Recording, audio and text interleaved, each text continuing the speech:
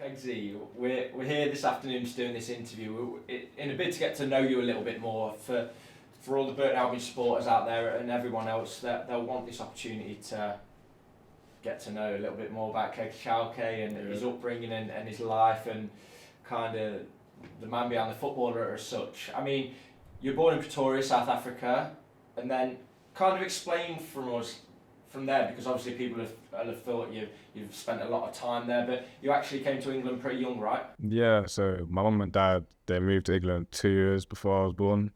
So lived here, then flew back to obviously have me, then went back here after 5 months. So yeah, I can say I was African, but obviously most of my time's been in England, so. Yeah, so tell us about growing up in England. Where was you living, kind of, what was early life like? Yeah, obviously Newbury, if anyone knows where it is, Newbury, just 10, 15 minutes from Reading. So quite a small town, not really much going on.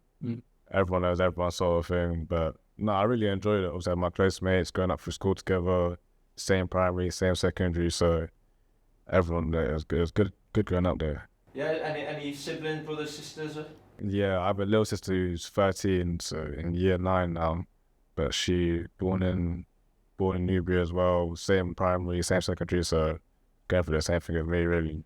Yeah, so football, where did kind of football start for you? When did you first remember kicking a football? Who did you first start playing for? How did the journey start? Yeah, but from what I remember anyway, I think it would have started in primary school, just kicking around with mates, like messing around on the playground.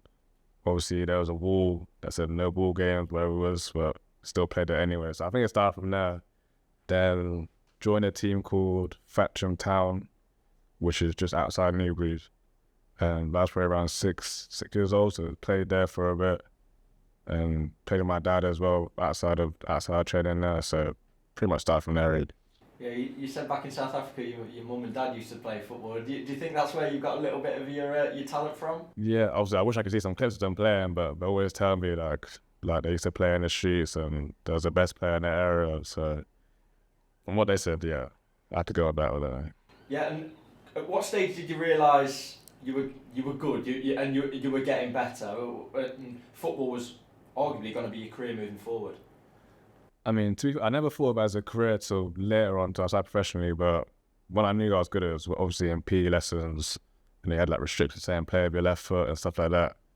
But I never really took it seriously until obviously later on, but I've had a feeling I was a bit better than everyone else in the area.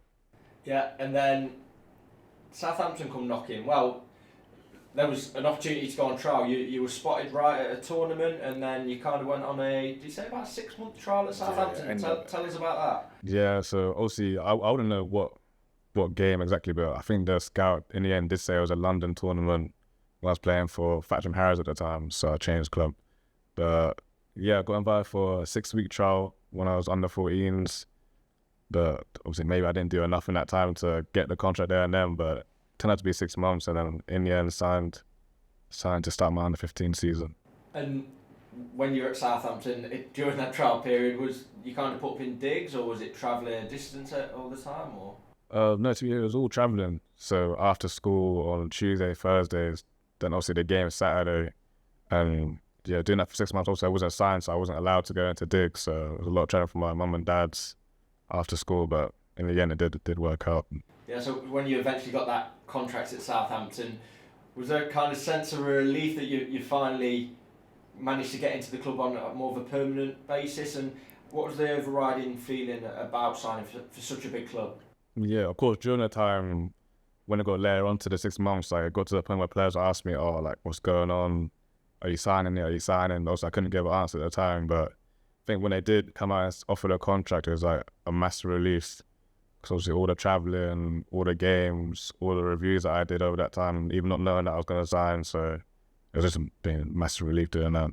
Yeah, and the period between that and going and making your professional debut, what was that period like? Obviously playing youth football and your development, how did you feel that went, and how quickly did you develop as such? Yeah, I mean, obviously because I joined later compared to the other players, like, I'll say in a way it probably worked better out for me because I didn't take it as serious to maybe what they was thinking of being there from 9 years old thinking I got to make the first thing, but I was just joining at 15 and just trying to trying to be the best I can be. So in the end, I'd probably say it worked out better and really enjoyed them years.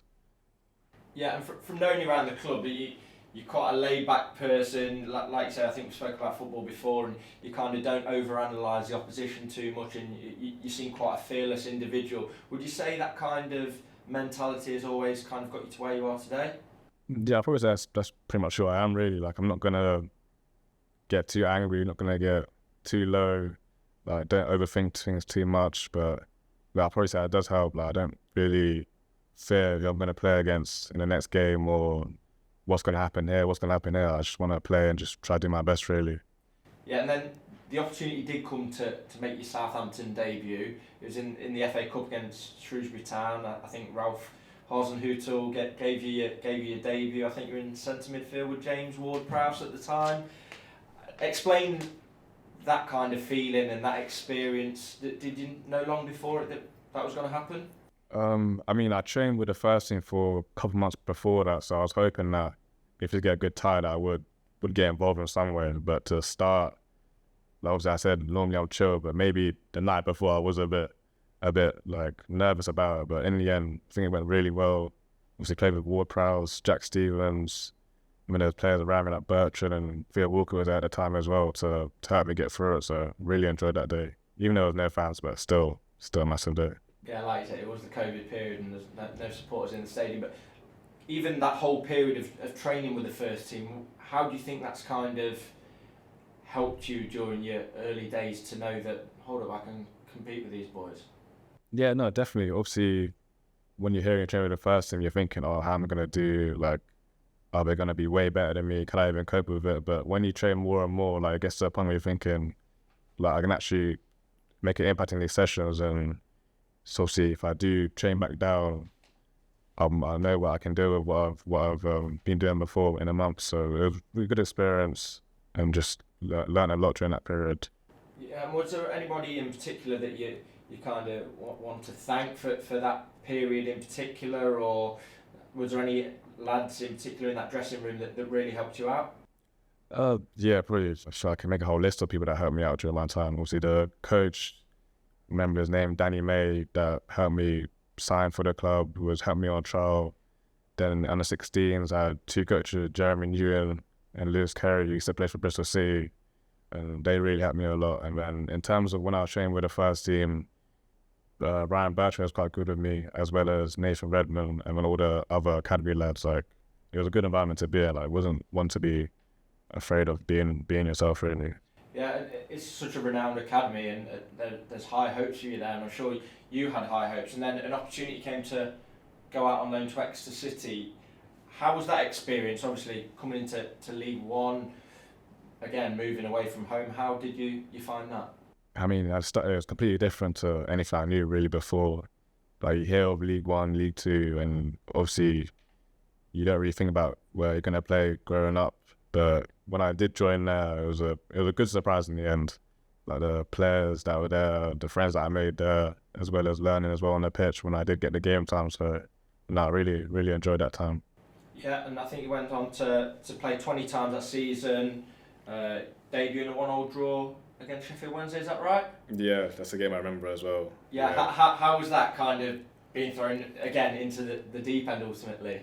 I mean, the new manager came in, I think, a month prior to that debut, and I was training really well. And then obviously I was just waiting for just a chance to play. And I think one of the players was ill the night before, so he basically called me and said, like, you're ready to play now. So after all the months of waiting, like, it wasn't really, I just wanted to get out there and play. There wasn't anything else in my mind really. Just wanted to introduce myself to the fans and the players as well. Yeah, and you had that one season in League One. You got to experience it. That's when we came knocking it at the end of that season. Your time at Southampton came to an end. How did you first hear of the interest in Burton, or what were your first memories of the kind of hearing about the club and knowing that there was an interest? Yeah, I mean, it's something completely different to even getting the loan deal done. Like, obviously speaking to a manager beforehand, doing your research of the club, speaking to obviously agents and people in football about what's going to be like and what can you expect. So it was good to do my own research as well as ask people. So in the end, I was just happy to make that decision early in the pre-season coming there.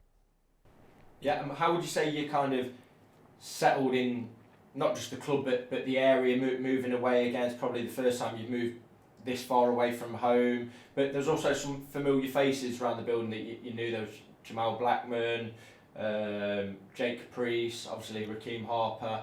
How would you say those guys helped you, and having them around benefited you? Yeah, I mean, obviously it's way easier when you can walk into a building, you know some people already there, so it was good to have them in the building. Then obviously in terms of being away from home, it was different at the start, like living by yourself and not being able to go home as much as you want to go home. But I live in Derby now, so it's not a bad city to move from Swindon to Derby. So in the end, it was alright for me in the end. Yeah, and then in terms of footballing, it must have been a frustrating season for you last season. I think there was only 8 appearances off the back of your season with Exeter. Arguably wasn't playing as much football as you'd have hoped. But now we know it's a totally different picture. But how would you say that season of learning has benefited you and will benefit you moving forward? Yeah, I mean, obviously whenever someone asks me how's that season, I can say it was annoying, frustrating, but probably what I learned the most about myself, like being at the team, injuries, going to like a new club and being injured and stuff like that. So that's probably learned the most about myself. Like if I can come out of that season, then there's not really much else that I don't think I can not get out of. So it was good and bad, but mainly good in the end. I look at it. Yeah, and after last season, obviously there was a big change at the football club, but arguably since kind of September time, you've really stamped your authority on the centre of midfield. And although it's not been the most straightforward season, how would you say overall, particularly now, you're doing as a whole, and how much are you enjoying it? Yeah, obviously, first of all, I'm grateful to be playing again, playing regular minutes, and just being more involved in the team and making an impact as well. So that's the main thing I wanted to do. So I'm really enjoying that. So obviously, the season hasn't really gone how we wanted it to go, but in terms of me personally playing games and still trying to find my way in league football, like I couldn't have asked for much more really. Yeah, and the squad does look different now to what it looked like at the start of the season. How would you say the new boys are settling in, and kind of how would you say like the vibe is around the team moving between now and the end of the season? I mean, it's way different, more positive. Like obviously some new experienced players coming in to help us, younger players. So I mean, from now to the end of the season, I think everyone has a real belief that we can achieve what we want to achieve as a club and for the fans. So that's the feeling going now to the end of the season, really. Yeah, and since Gary Bowyer and Pat Lyons have come in, what a difference have they made? How's kind of training been, the day-to-day, just having them around the place and the experience that they can pass on? Yeah, I mean, obviously they have their tactics and the way they want to play football, but I think the main thing that changed is the mentality of everyone. So not having maybe some bad habits that we had before when we was losing games, to change everyone's mindset. And now, obviously we play a bit different football now, but we really have a belief going into games and feel really motivated. So that's the main thing that they brought to the club, and that feel good factor again. Finally, Kegs, what's your kind of long-term goals in football? I'm sure you've kind of got a real grit and determination again, and still just 22 years of age. What are you hoping to achieve kind of personally and kind of for Burton Albion?